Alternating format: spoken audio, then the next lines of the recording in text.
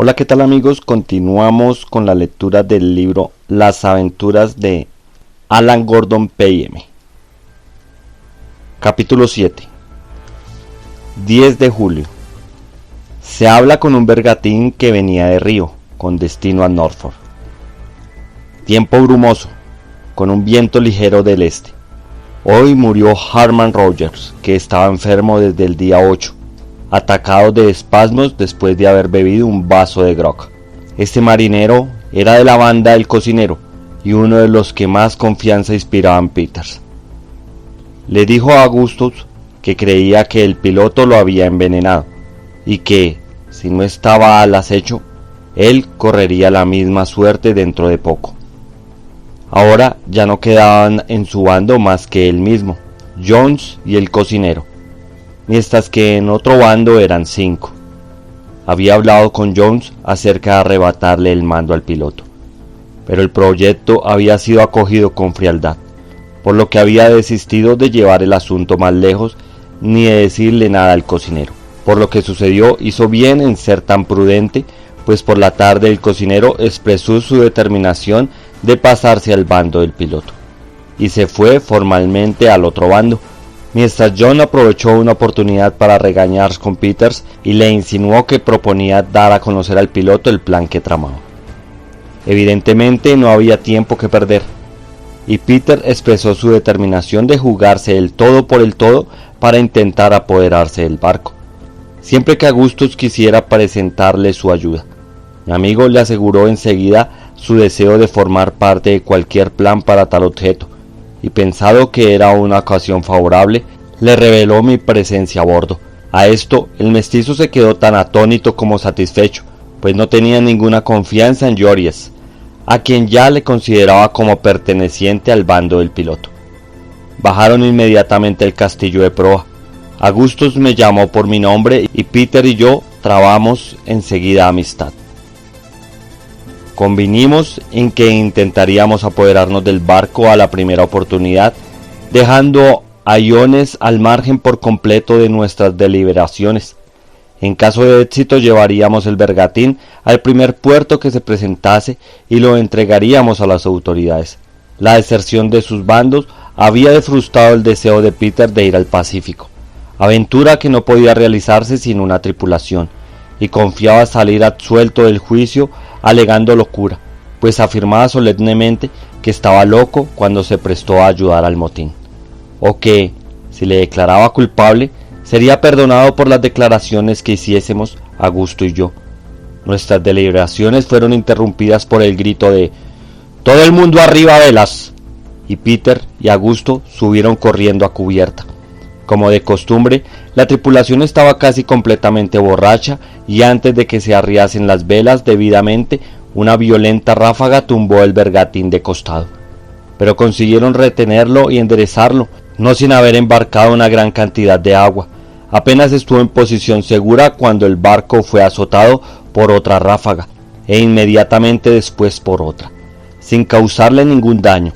Aquello tenía todas las apariencias de un huracán, que, efectivamente, sobrevino poco después con gran furia del norte y del oeste. Se aparejaron todas las cosas lo mejor posible, poniéndonos al pairo, como es usual, con el trinquete muy rizado. Al caer la noche, el viento aumentó en violencia con una mar excepcionalmente gruesa. Peters volvió al castillo de proa con Augustus y reanudamos nuestras deliberaciones. Estuvimos de acuerdo en que no podía presentarse ocasión más favorable que aquella para poner en práctica nuestro plan, pues nadie podía esperar un ataque en aquellos momentos. Como el bergantín estaba tranquilamente al pairo, no había necesidad alguna de maniobrar hasta que volviese el buen tiempo, y entonces, si salimos triunfantes de nuestro intento, podíamos soltar 1 o acaso 2 marineros para que nos ayudasen a llevar el bergantín a puerto. La mayor dificultad estribaba en la gran desproporción de nuestras fuerzas. No éramos más que 3, y en la cámara había 9. Además, todas las armas de a bordo estaban en su poder, con la excepción de 2 pequeñas pistolas que Peter llevaba escondida entre la proa, y de un largo cuchillo de marinero que llevaba siempre al cinto. Además, por ciertos indicios, como por ejemplo el de no hallarse en su sitio acostumbrados ni una hacha ni un espeque. Empezamos a temer que el piloto tuviese sus sospechas, al menos respecto a Peters, y ya no perdería ocasión para desembarazarse de él. Era pues evidente que lo que estábamos decididos a hacer teníamos que hacerlo cuanto antes. Sin embargo, las dificultades estaban demasiado en contra nuestra para permitirnos obrar sin la mayor cautela. Peters propuso subir él a cubierta y entrar en conversación con el vigía, Allen, y, aprovechando una buena oportunidad, arrojarlo al mar sin lucha y sin hacer ruido.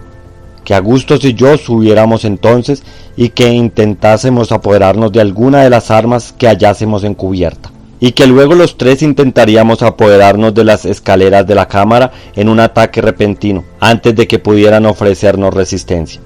Yo le puse objeciones al plan, porque no podía creer que el piloto, que era muy ladino en todo lo que nos afectase a sus supersticiones prejuicios, se dejase atrapar tan fácilmente. El mismo hecho de haber un vigía sobre cubierta era prueba más que suficiente de que estaba alerta, pues solo en barcos de muy rígida disciplina se suele poner vigía sobre cubierta cuando el barco está al pairo de un viento fuerte. Como me dirijo en especial, si no exclusivamente a las personas que no han navegado nunca, tal vez sea conveniente describir la exacta condición de un barco en semejantes circunstancias. Ponerse al pairo o a la capa, como se dice en el lenguaje marinero, es una medida que se toma para diversos propósitos y que se efectúa de diversas maneras. Cuando reina tiempo moderado, es frecuente hacer con el mero propósito de detener el barco, de esperar a otros barcos o con cualquier finalidad similar. Si el barco que se pone al pairo lleva todas las velas desplegadas, la maniobra se suele realizar de forma que rodee algunas partes de sus velas, de modo que el viento las tome por avante cuando llegue a estar parado. Pero ahora estamos hablando del pairo con viento huracanado. Se recurre a él cuando el viento sopla de proa y es demasiado violento para navegar a la vela sin peligro de zozobrar, y a veces incluso cuando sopla buen viento, pero la mar está demasiado gruesa para poner el barco ante ella. Si un barco navega viento en popa, con mar muy gruesa, se le puede causar muchos daños porque embarca agua por la popa, y a veces da violentos cabeceos hacia adelante. En estos casos rara vez se recurre a dicha maniobra, a menos que sea de imperiosa necesidad. Si el barco hace agua, se le deja correr viento en popa por gruesa que esté la mar, pues, dejándolo al pairo, se corre el peligro de que se ensanchen las costuras a causa de los fuertes tirones, lo que no ocurre cuando se va huyendo del viento.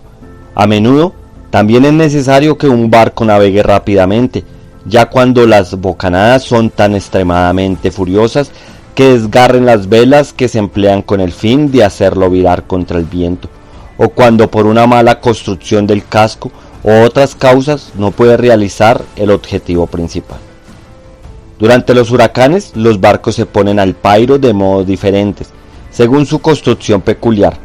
Algunos se mantienen mejor que el trinquete desplegado, pues me parece que es la vela que más se suele emplear. Los grandes barcos de aparejos de cruzamen cuentan con velas especiales para este propósito, llamadas velas de capa o de temporal, pero a veces se emplea el foque, otras el foque y el trinquete, o un trinquete de doble rizo, y no pocas veces las velas traseras. Las velas de cofa de trinquete suelen resultar más apropiadas que cualquier otra clase de velas. El glampus se ponía al pairo generalmente con el trinquete muy rizado.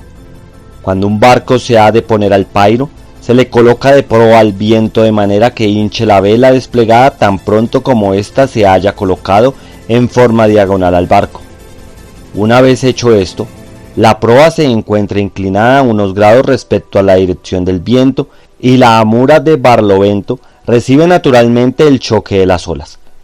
En estas condiciones un buen barco puede resistir una tempestad muy recia sin embarcar ni una gota de agua y sin que se requiera más atención por parte de la tripulación. El timón se suele amarrar, pero no es absolutamente necesario, excepto a causa del ruido que hace al ir al suelto, pues el gobernale no surte efecto alguno cuando el barco está al pairo. Realmente es preferible dejarlo suelto que atarlo muy ceñido, pues corre el peligro de que se rompa por los golpes del mar si no se le deja al timón alguna holgura. Mientras las velas resista, un poco bien construido mantendrá su posición y navegaría por todo mar, como si estuviera dotado de vida y raciocinio. Pero si la violencia del viento desgarra la vela, hecho que en circunstancias ordinarias requiere la fuerza de un huracán, sobreviene un peligro inminente. El barco se inclina empujado por la fuerza del viento, presenta acostado a las olas y queda completamente a merced de ellas. En este caso, el único recurso es ponerse tranquilamente de popa al viento, dejándose deslizar hasta que pueda colocarse otra vela. Algunos barcos se ponen al pairo sin vela desplegada, pero de esto no puede fiarse uno en el mar. Mas dejemos esta digresión. El piloto nunca había tenido la costumbre de poner un vigía en cubierta, estando el barco al pairo con tempestad, y el hecho de haberlo hecho ahora, unido a las circunstancias de la desaparición de las hachas y espeques, nos convenció plenamente de que la tripulación estaba demasiado alerta para cogerla por sorpresa de la manera que Peters había propuesto. Pero había que hacer algo, y esto sin la menor dilación, pues era indudable que si se abrigaban sospechas contra Peters, sería sacrificado a la primera oportunidad, y ésta la encontrarían o la provocarían en cuanto pasase la tempestad. Augusto sugirió entonces que si Peters podía quitar con cualquier pretexto el trozo de cadena que estaba sobre la trampa del camarote, podríamos sorprenderlos penetrando por la cala. Pero un poco de reflexión nos convenció de que el bergantín se balanceaba y cabeceaba con demasiada violencia para intentar una cosa de tal naturaleza. Di al fin, por fortuna, con la idea de explorar los terrores supersticiosos y la conciencia de la culpabilidad del piloto. Se recordará que uno de los marineros de la tripulación, Harman Rogers, había muerto durante la mañana, habiendo pasado 2 días atacado de convulsiones tras de beber agua con licores. Peters nos había expresado la opinión de que este hombre había sido envenenado por el piloto, y fundada su creencia en razones que eran incontrovertibles, según nos dijo, pero que no se había decidido a revelarnos, pues su reserva era una de las características de su singular carácter. Pero tuviera o no mejores razones que nosotros para recelar del piloto, estábamos de acuerdo con sus sospechas y dispuestos a obrar en consecuencia. Rogers había muerto hacia las 12 de la mañana, presa de violentas convulsiones, y el cadáver presentaba a los pocos minutos de su muerte el aspecto más horrible y repugnante que jamás haya visto en mi vida. El estómago estaba exageradamente hinchado, como quien ha muerto ahogado y ha permanecido muchas semanas bajo el agua. Las manos se hallaban en las mismas condiciones, mientras el rostro aparecía encogido y arrugado, con una palidez de yeso, solo interrumpida por 2 o 3 manchas rojas muy vivas, como las que produce la erisipela. Una de estas manchas se extendía diagonalmente a través de la cara, cubriendo completamente un ojo como si fuera una banda de terciopelo encarnado. En tal desagradable situación, había subido el cuerpo a cubierta desde la cámara a mediodía para arrojarlo al mar, cuando el piloto, echándole un vistazo, pues lo veía en ese instante por primera vez, y sintiendo remordimiento por su crimen o atemorizado por tan horrendo espectáculo, ordenó que lo cosiesen a su hamaca y se hiciesen los ritos usuales de un entierro en el mar. Después de dar estas instrucciones, se retiró a su cámara, para así evitar tener que ver de nuevo a su víctima. Mientras se hacían los preparativos para cumplir sus órdenes, se desencadenó la tempestad con gran furia, y el entierro se abandonó por el momento. El cadáver abandonado a sí mismo quedó junto a los imbornales de babor, donde yacía aún en el momento en que yo estaba hablando, bañado por las aguas y agitándose a los violentos vaivenes del bergantín.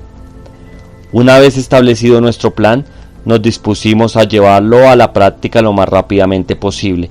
Peters subió a cubierta, y tal como había previsto, le saludó inmediatamente a Allen, quien parecía hallarse estacionado allí más para acechar lo que pasaba en el castillo de proa que para otra cosa.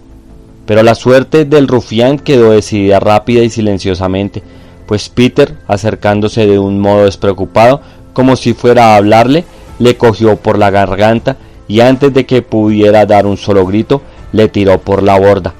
Luego nos llamó y subimos.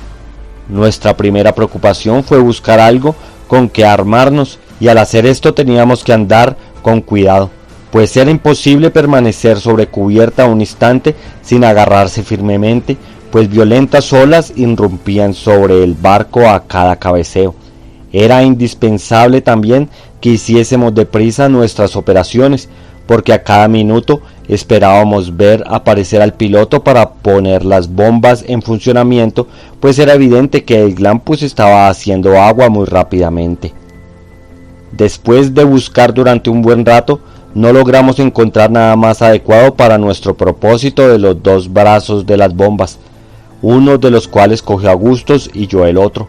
Una vez hecho esto, le quitamos el cadáver, la camisa y lo arrojamos al mar.